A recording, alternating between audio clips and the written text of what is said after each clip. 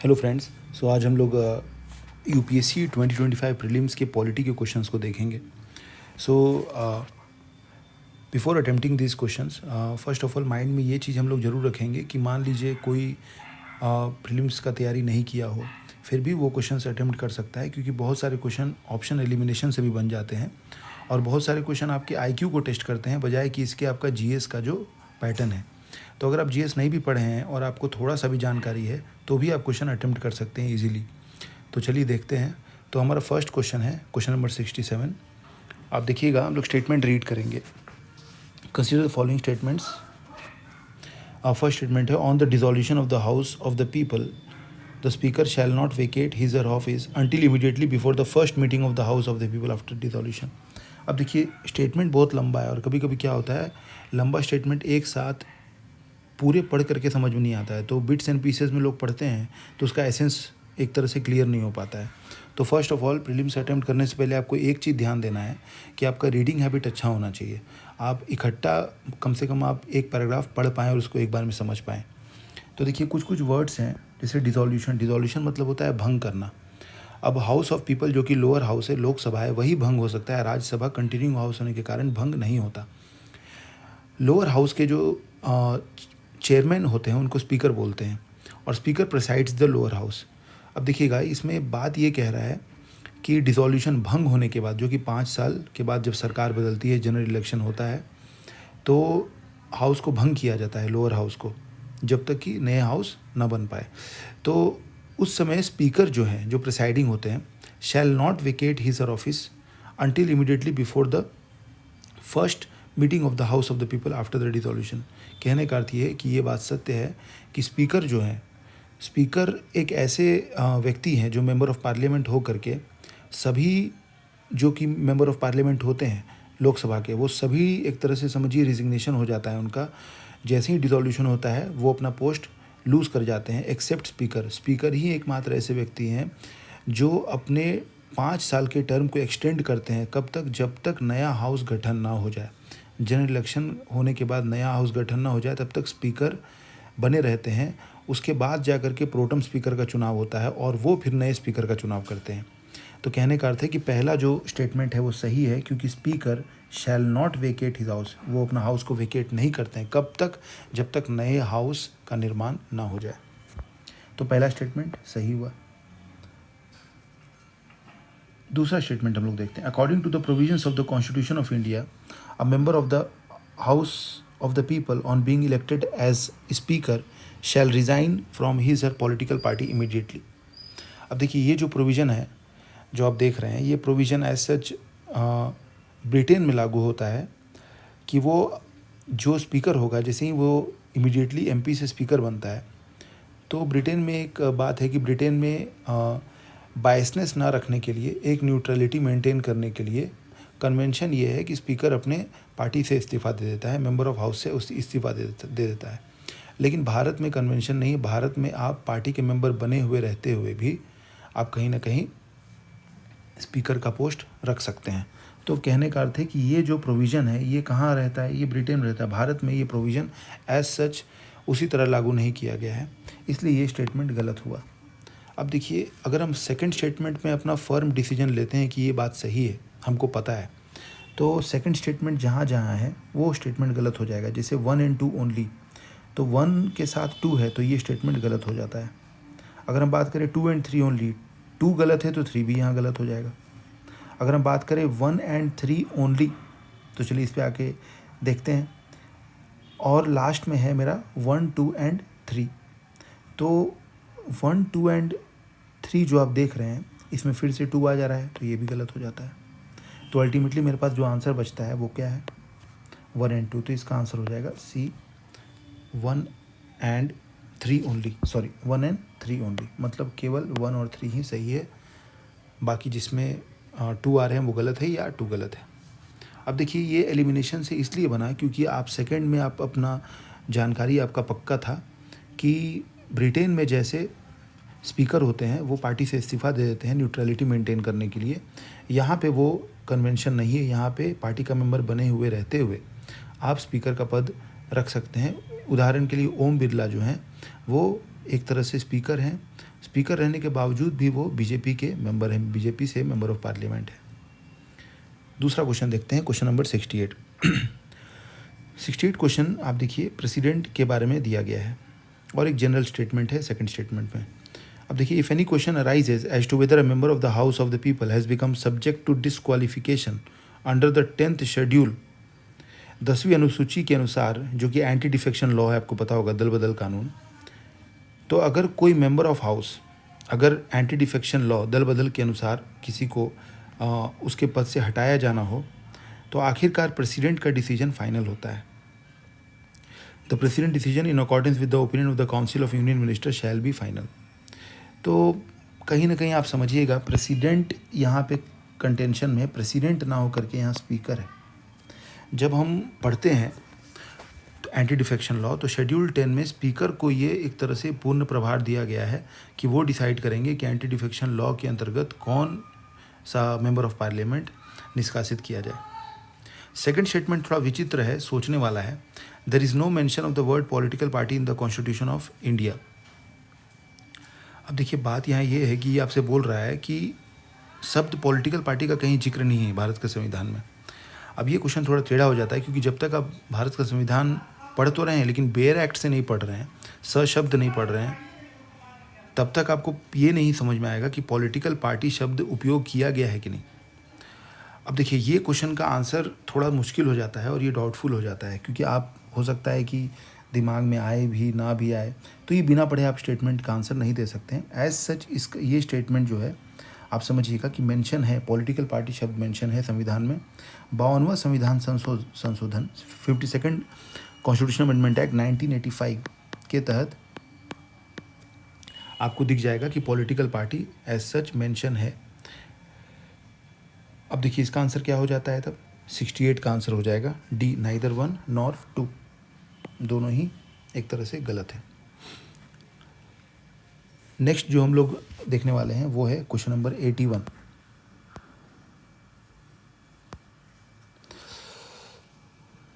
अब देखिए, next question जो 81 क्वेश्चन है, with reference to Indian polity consider following statements. पहला है, an ordinance can amend any central act. इसको समझने से पहले हमको ये समझना होगा कि ऑर्डिनेंस क्या होता है। ऑर्डिनेंस बेसिकली संविधान के आर्टिकल 123 में आता है। अब आपको ये याद भी रहे, नहीं भी याद रहे तो कोई दिक्कत नहीं है, लेकिन ऑर्डिनेंस का आपको कॉन्सेप्ट याद होना चाहिए। ऑर्डिनेंस क्या होता है? ऑर्डिनेंस बेसिकली हिंदी में बोलते हैं अध्यादेश। अध्यादेश मतलब आधा आदेश। ऑर्डिनेंस मेकिंग पावर एक ऐसा पावर है कि मान लीजिए लोअर हाउस या पार्लियामेंट जब सेशन में नहीं है, छुट्टी चल रहा है, जब पार्लियामेंट छुट्टी चल रहा है, तो उस समय अगर कोई कानून अति आवश्यक हो और बनाना हो, तो कहीं ना कहीं एक तरह से सबको असेंबल करना और उस प्रक्रिया को लाना वो थोड़ा मुश्किल पड़ता है। इसीलिए प्रेसिडेंट को ये अलग से एक पावर दिया जाता है कि काउंसिल ऑफ मिनिस्टर्स अगर कोई बात कहे कि ये कानून है, हम ये लॉ फ्रेम करना चाह रहे हैं, तो प्रेसिडेंट उसको एक तरह से उस समय हाँ बोल दे देते हैं।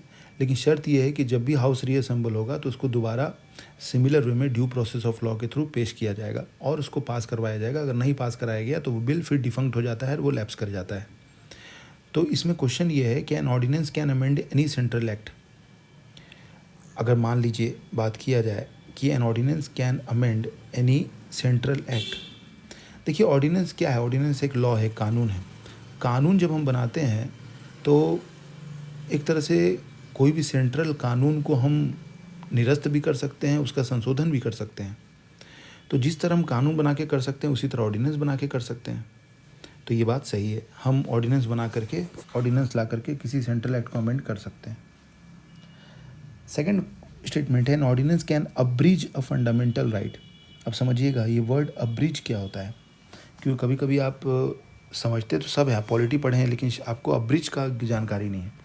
अब्रीज मतलब होता है टोटली हटाना, टोटली उसको एक्सक्लूड करना। An ordinance can abridge a fundamental right, तो ये कभी नहीं है, फंडामेंटल राइट को आप अब्रीज नहीं कर सकते। There is no provision that you can amend abridge a fundamental right. अब देखिए थर्ड स्टेटमेंट क्या है? थर्ड स्टेटमेंट है, an ordinance can come into effect from a back date. देखिए, बैक डेट से किसी कानून को लागू किया जाता है। वो वैसा कानून होता है जो किसी प्रकार का, मान लीजिए सैलरी में संशोधन हो, पूर्व से किसी का सैलरी निकला हो, या टैक्स मतलब कि किसी प्रकार का फाइनेंशियल इशू से रिलेटेड जो होता है वो पूर्व डेट से लिया जाता है। रेट्रोस्पेक्टिव जिसको हम लोग बोलते हैं, प्रोस्पेक्टिव नहीं बोलते। प्रोस्पेक्टिव मतलब आगे के डेट से, रेट्रोस्पेक्टिव मतलब पीछे के डेट से। तो an ordinance can come into effect from a back date. तो ये बात सही है, तो इसका आंसर हो जाएगा सी 1 and 3 ओनली। नेक्स्ट क्वेश्चन जो हम लोग देखेंगे वो है 83। अब देखिएगा 83 क्वेश्चन है, with reference to India consider the following statements. Consider the following, 3 आपके काउंसिल मेंशन है, inter state council, national security council, zonal council. How many of the above were establish as per the provisions of the constitution of India.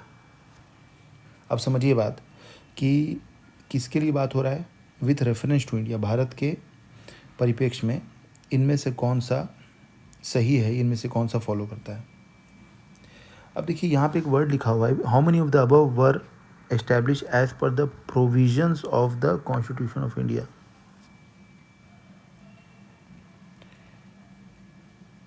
इनमें से कौन सा भारत के provision, Bharat के संविधान के प्रोविजन के अकॉर्डिंग लाया गया है। अब देखिए समझिएगा बात, इंटर स्टेट काउंसिल आर्टिकल 263 में मेंशन है, आर्टिकल 263, और ये पूर्णतः एक संवैधानिक संस्थान है इंटर स्टेट काउंसिल। तो इसमें तो कोई भी दो राय नहीं है कि ये आंसर है, एक तो आंसर है। अब बात आता है नेशनल सिक्योरिटी काउंसिल का। तो देखिए नेशनल सिक्योरिटी काउंसिल का कहानी ये है कि ये 1990 में लाया गया। उस समय प्राइम मिनिस्टर जो थे वो वीपी सिंह थे। तो वीपी सिंह इसको लेके आए, और national security council basically Pakistan जो न्यूक्लियर टेस्ट कर रहा था उस समय, और कहीं ना कहीं हमें एक मतलब कि रिसर्च करना था, इन्वेस्टिगेशन चलाना था, जिसके कारण पीएम वीपी सिंह पाकिस्तान के न्यूक्लियर टेस्ट को एक रिसर्च करने के लिए, ऑर्गेनाइज करने के लिए उसको लाया गया। तो ये समझिए नेशनल सिक्योरिटी काउंसिल जो है ये provisions of constitution of India के अकॉर्डिंग नहीं लाया गया, तो हम बोल सकते हैं कि ये तो नहीं है। अगर बात करें जोनल काउंसिल का, तो जोनल काउंसिल आप समझिए वो इस्टेब्लिश हुआ स्टेट्स रीऑर्गेनाइजेशन एक्ट 1956 के अकॉर्डिंग, और 1956 के अकॉर्डिंग इसको एक तरह से मूट किया गया जवाहरलाल नेहरू द्वारा।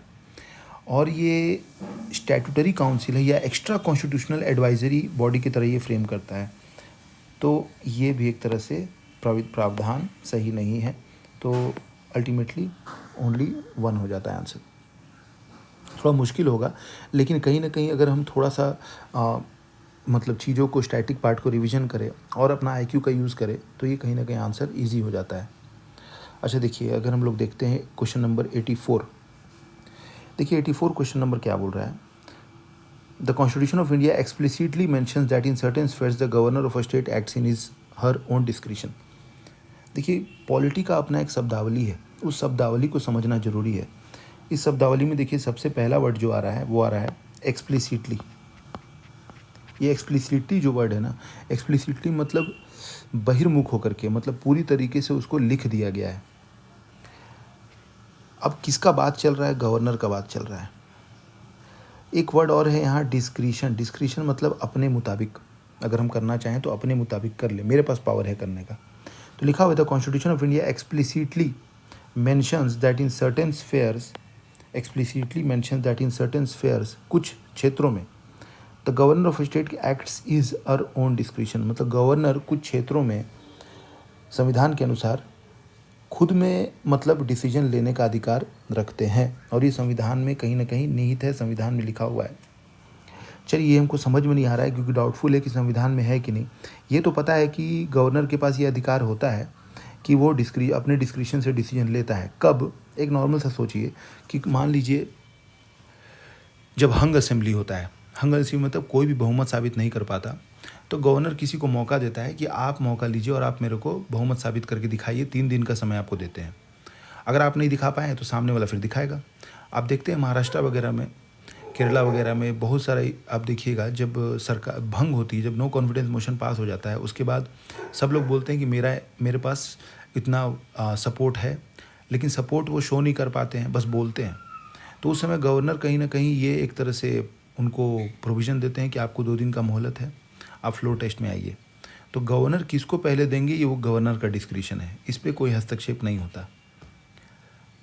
तो अब देखिए संविधान में ये पूरी तरीके से लिखा हुआ है कि जब उस तरीका का हंग असेंबली होगा और जब कोई बहुमत साबित नहीं कर पाएगा तो गवर्नर के पास पूर्ण डिस्क्रिशन है कि वो किसको अलाउ करते हैं।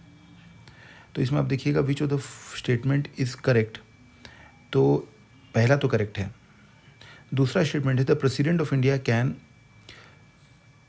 Of his her own reserve bill passed by state legislature, यहीं पे गलत हो गया। कभी भी प्रेसिडेंट ऑफ इंडिया खुद से लेजिस्लेचर के बिल को नहीं उठाते, ये काम गवर्नर करते हैं। गवर्नर पहले उस बिल को देखेंगे और गवर्नर उस बिल को देखते के साथ अगर उनको लगता है कि ये बिल प्रेसिडेंट के लिए रिजर्व रखना है तो वो अंडर आर्टिकल 200 इस बिल को एक तरह से प्रेसिडेंट के लिए सेव कर देते हैं। तो इसमें सेकंड स्टेटमेंट गलत होता है, फर्स्ट स्टेटमेंट सही है। क्वेश्चन नंबर 85 पे आते हैं।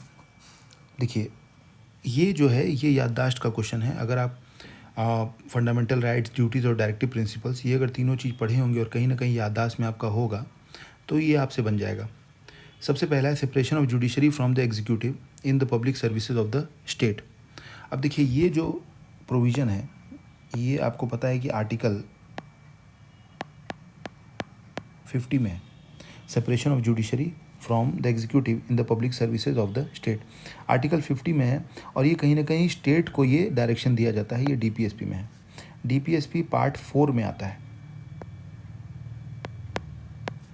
पार्ट 4 में डीपीएसपी है, नीति निर्देशक, जो कि कहीं ना कहीं स्टेट को निर्देश दिया जाता है। संविधान स्टेट को निर्देश देता है कि आप ये सब अपने अंदर लाइए। सेकेंड है valuing and preserving the rich heritage of our composite culture. ये जो रिच हेरिटेज है और कंपोजिट कल्चर को प्रिजर्व करने का जो बात है वो फंडामेंटल ड्यूटीज़ में सही लगता है और दिया भी गया है। और ये आर्टिकल 51A स्मॉल f में दिया गया है। हम जानते हैं कि आर्टिकल 51A एक तरह से 51A जो है ये फंडामेंटल ड्यूटीज़ में आता है और 51A एक आर्टिकल है और एक आर्टिकल में सारे फंडामेंटल ड्यूटीज़ दिए गए हैं और टोटल 10 फंडामेंटल ड्यूटीज़ थे जो कि ABCDEF ऐसे करके लिखा हुआ है और प्लस एक ड्यूटी बाद में ऐड हुआ, वो ड्यूटी एक तरह से 11वां ड्यूटी है। तो कुल मिलाकर के 11 फंडामेंटल ड्यूटीज़ हैं। शुरुआत में 10 थे, बाद में एक ऐड किया गया। सभी ड्यूटीज़ आर्टिकल 51 कैपिटल A के अंतर्गत आते हैं और ये बाद में इंक्लूड किया गया है स्वर्ण सिंह कमेटी द्वारा, इसको निर्देश दे करके लाया गया 42nd अमेंडमेंट से।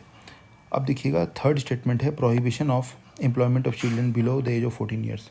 हम ही जानते हैं ये फंडामेंटल राइट्स का सेक्शन और आर्टिकल 24 में दिया गया है। तो तीनों ही सही है, इसीलिए हम बोल सकते हैं कि क्वेश्चन नंबर 85 का आंसर होगा ऑल द 3। चलिए नेक्स्ट क्वेश्चन देखते हैं हम लोग। नेक्स्ट क्वेश्चन है 88 consider the following subjects under the constitution of India. List 1 union list in the 7th schedule. आपको पता है कि 7वीं अनुसूची में 3 लिस्ट है, यूनियन लिस्ट, केंद्र सूची एवं आपकी केंद्र सूची के बाद है यूनियन लिस्ट, स्टेट लिस्ट, राज्य सूची और कंकरेंट लिस्ट। ये 7वीं अनुसूची में आपको दिखेगी। सब में एक तरह से सीमाएं हैं कि अगर यूनियन लिस्ट है तो यूनियन लिस्ट में सिर्फ केंद्र ही कानून बना सकती है, स्टेट लिस्ट में केवल राज्य ही बना सकती है और कंकरेंट लिस्ट में दोनों ही बना सकती है। अब बात यह है कि क्वेश्चन ये है कि इनमें से कौन से 1, 2, 3, पहला list 1 union list in the 7th schedule, दूसरा extent of the executive power of the state, state का एग्जीक्यूटिव पावर, तथा लास्ट में conditions of the governor's office. इनमें से कौन से प्रावधान को बदलने के लिए फॉर अ कॉन्स्टिट्यूशनल अमेंडमेंट, किस प्रावधान के संविधान संशोधन करने वक्त which of the above ratification by the legislature of not less than 1/2 of the state is required before presenting the bill as to the president for India for assent. अब देखिए कुछ बिल ऐसे होते हैं जो सिंपल मेजोरिटी से पास होते हैं। सिंपल मतलब 50% से एक अधिक जो बैठे रहेंगे वो जिसमें वोट करेंगे 50% से जो अधिक होंगे अगर वोट कर दिए तो वो हो गया। जैसे मान लीजिए 100 लोग आए और 100 लोग में वोटिंग चला तो अगर 51 हाँ में बोल देते हैं तो वो पास हो जाएगा, वो सिंपल मेजॉरिटी हुआ। अगर हम स्पेशल मेजॉरिटी का बात करें तो स्पेशल मेजॉरिटी एक तरह से सिंपल प्लस 2/3 आपके मेजॉरिटी से आते हैं। तो एक तो हो गया सिंपल मेजॉरिटी मतलब 50% of the present and voting, plus extra जो होता है वो होता है 2/3 of the members present and voting, 2/3 बहुमत से। ये दोनों बहुमत जब मिलता है तब जाके स्पेशल मेजॉरिटी से कोई बिल पास होता है। और एक थर्ड होता है स्पेशल मेजॉरिटी तो होगा ही, प्लस आपको आधे राज्यों से लेजिस्लेचर से आपको रेटिफिकेशन चाहिए। रेटिफिकेशन का अर्थ होता है हाँ चाहिए, लोग लिख करके हाँ बोले कि हाँ हम इस बिल के साथ हैं। अब बोला ये जा रहा है कि इनमें से कौन से प्रावधान के लिए स्पेशल मेजॉरिटी प्लस रेटिफिकेशन भी चाहिए। तो आप देखिएगा लिस्ट 1 यूनियन लिस्ट में किसी प्रकार का बदलाव करने हेतु अगर हम बदलाव कर रहे हैं तो हमको रेटिफिकेशन चाहिए, क्योंकि ये बहुत बड़ा काम आप कर रहे हैं। दूसरा है कि extent of the executive power of the state, राज्य का एग्जीक्यूटिव पावर का सीमा में अगर किसी प्रकार का बदलाव आप करते हैं तो भी आपको रेटिफिकेशन स्टेट्स का चाहिए ही चाहिए। बिना रेटिफिकेशन के आप नहीं कर पाइएगा। और तीसरा जो यहाँ दिया हुआ है conditions of the governor office. अब देखिए क्वेश्चन ये है कि conditions of the governor office के कंडीशन को अगर हमको रेटिफाई करना है, चेंज करना है, तो क्या हमको स्टेट्स का अनुमति लेना है? क्या ज़रूरत है अनुमति लेने का? प्रेसिडेंट अपने आप में सक्षम है इस काम को करने के लिए, क्योंकि प्रेसिडेंट अपने प्लेजर पे गवर्नर को अपॉइंट करते हैं। तो ये नहीं होगा, तो आंसर हो जाएगा A 1 and 2। नेक्स्ट क्वेश्चन देखते हैं 89 देखिए, with reference to the Indian polity consider the following statements. The governor of a state is not answerable to any court. देखिए गवर्नर के बारे में है, governor of a state is not answerable to any court for the exercise and performance of the powers and duties of his office.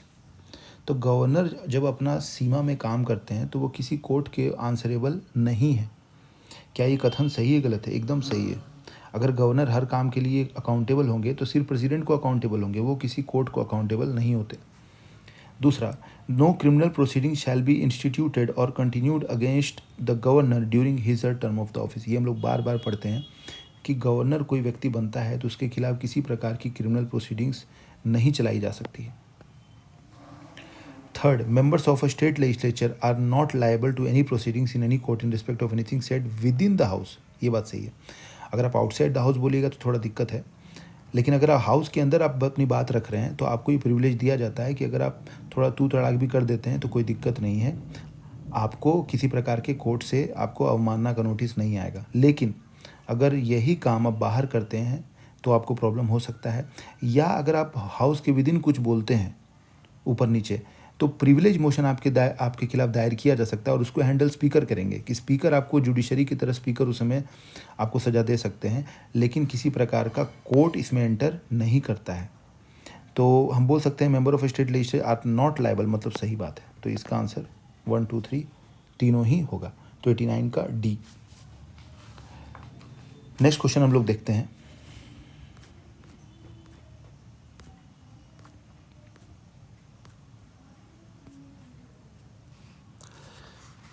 Question number 51 देखिए, consider the following statements. Panchayat at the intermediate level exist in all states. Panchayat के बारे में है। हम लोग जानते हैं पंचायत जो है वो 73rd कॉन्स्टिट्यूशन अमेंडमेंट एक्ट द्वारा लाया गया है। शेड्यूल 11 में इसका चर्चा किया गया है।